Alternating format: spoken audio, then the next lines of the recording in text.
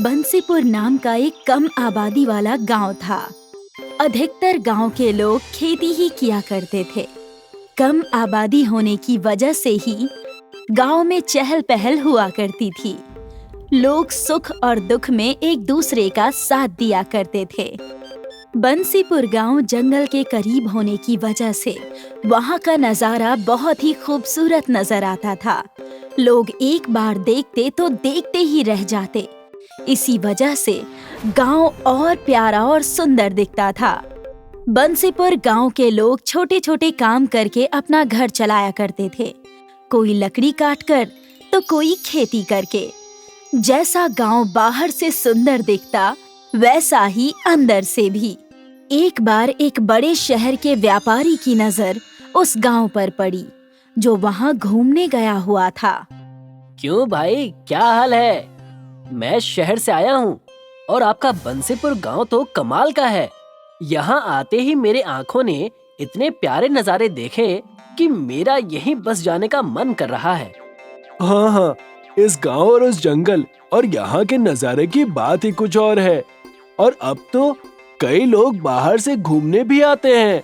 सब यहाँ का नज़ारा और यहाँ के भोजन का खूब आनंद लेते हैं। ये तो बहुत ही अच्छी बात है। मैं भी यहाँ पर एक व्यापार करने की सोच रहा हूँ।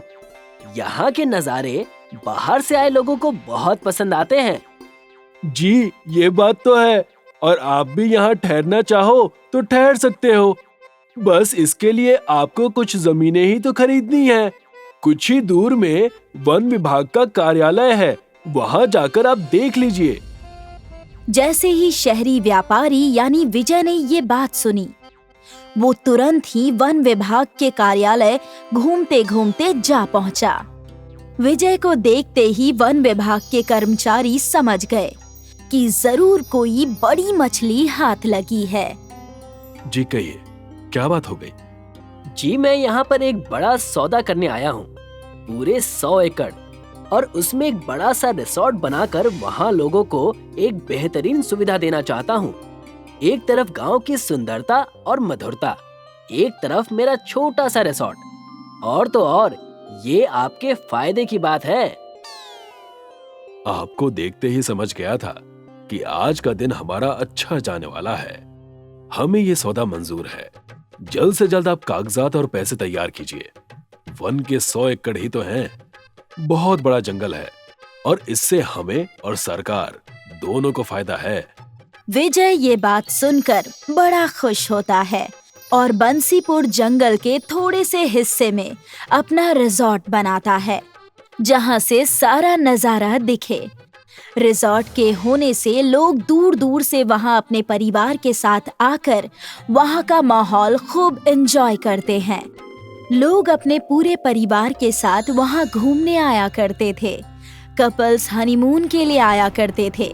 गांव की चहल पहल से विजय का व्यापार ज्यादा और अच्छा चलने लगा था। गांव के चहल पहल में लोग अपने मन की शांति ढूंढते और इसी के चलते विजय का मुनाफा और ज्यादा होता। देखते ही देखते ज्यादा मुनाफा के लालच में विजय ने और जंगल के जमीन खरीद लिए और कई सारे अलग अलग रेस्टोरेंट्स, लॉज, दुकानें खोलने लगा। और ठीक 10 साल बाद आधे से ज्यादा घने पेड़ों का जंगल अब सीमेंट का जंगल बन चुका था। अच्छा लग रहा है। भगवान करे कि सब ऐसे ही कुशल मंगल चलता रहे। लेकिन कुछ दिनों से टूरिस्ट और व्यवसाय अच्छा नहीं हो पा रहा। पता लगाना पड़ेगा कि क्या बात है। घनशू! यस सर, मैंने कॉफी और चाय लगा दी है। आपको और कुछ चाहिए? आजकल हमारे यहाँ इतने कम टूरिस्ट क्यों आ रहे हैं? मैंने अभी देखा आज रिसोर्ट में मैं और सिर्फ तुम ही हो। लाइट बिल तक नहीं भर पाएंगे हम अगर ऐसा ही चलता रहा तो। सर, एक्चुअली अब लोगों के पास देखने के लिए कुछ रह ही नहीं गया है। लोग आकर यहाँ क्या करेंगे? यहाँ भी अब शहर जैसे बिल्डिंग्स, बीमारियाँ, स्मोक और पोल्यूशन सब हो गया है, तो किसी को हमारे यहाँ आना पसंद नहीं आ रहा है। इस चीज की हमें अच्छे से जानकारी निकालनी होगी कि हमारे व्यापार में गिरावट क्यों है। विजय घनसू को अपने साथ लेकर बंसीपुर गांव की तरफ चला जाता है। वही बंसीपुर गांव जहां जानवरों की चहल पहल होती थी। वो गांव कच्चे घरों से बना हुआ करता था। वही बंसीपुर जंगल जो पेड़ों, पहाड़ों, नदियों और झरनों से इतना खूबसूरत दिखता था, और अब उस जंगल को पत्थरों और सीमेंट ने छाप लिया था। कैसे हैं मालिक आप तो पूरे बदल गए, लेकिन ठाट बाट तो पहले जैसे ही हैं। मैं बहुत अच्छा हूँ भोला, लेकिन ये गांव के सारे घर और व्यक्ति कहाँ चले गए? कोई नजर नहीं आ रहा है। क्या बताऊं मालिक मैं, वो कहते हैं सड़क अब आई है हमारे गांव, जब सारा गांव शहर जा चुका है। अब यहाँ आकर कोई क्या करे? यहाँ सांस लेना मतलब अपने फेफड़ों को बीमारी का न्योता देना है। हर जगह बीमारियां फैल रही हैं। ये बहुत बड़ी समस्या है, और इस चीज के पीछे ऐसा लग रहा है कहीं ना कहीं मेरी गलती है। सालों पहले इस गांव और जंगल को मैंने सीमेंट का जंगल बना दिया। सर, इसी वजह से तो लोग पहले जंगल जाकर वहाँ सफारी करके जानवरों को देखा करते थे। इसी में हमारे ही कई प्रोजेक्ट में हमने उन जानवरों को जू में भेज दिया। यहाँ तो अब जंगल बचा ही नहीं, सब सीमेंट का जंगल बन चुका है। अगर सब ऐसा ही चलता रहा तो प्रकृति बचेगी ही नहीं, और इसी वजह से हमारा व्यापार भी नहीं चल रहा। हमने प्रकृति के साथ बहुत बड़ी गलती की है। इस चीज को हमें जल्द से जल्द सुधारना होगा। तब विजय अपने सारे कर्मचारियों को बुलाकर कहता है, मैं जो अब कहने जा रहा हूँ उसे अब एकदम ध्यान से सुनना। अब से हम हमेशा अपने साथ बीज यानी सीड्स लेकर चलेंगे। अगर कहीं कोई एक पेड़ कटेगा तो हम उसकी जगह 20 पेड़ लगाएंगे या उससे ज्यादा ही। यस सर, आपने बिल्कुल सही कहा, और इससे हमारी प्रकृति और भी अच्छी हो जाएगी। अब से हम हर रोज पौधे लगाएंगे। सारे ही लोग हर जगह पौधे लगाने लगते हैं।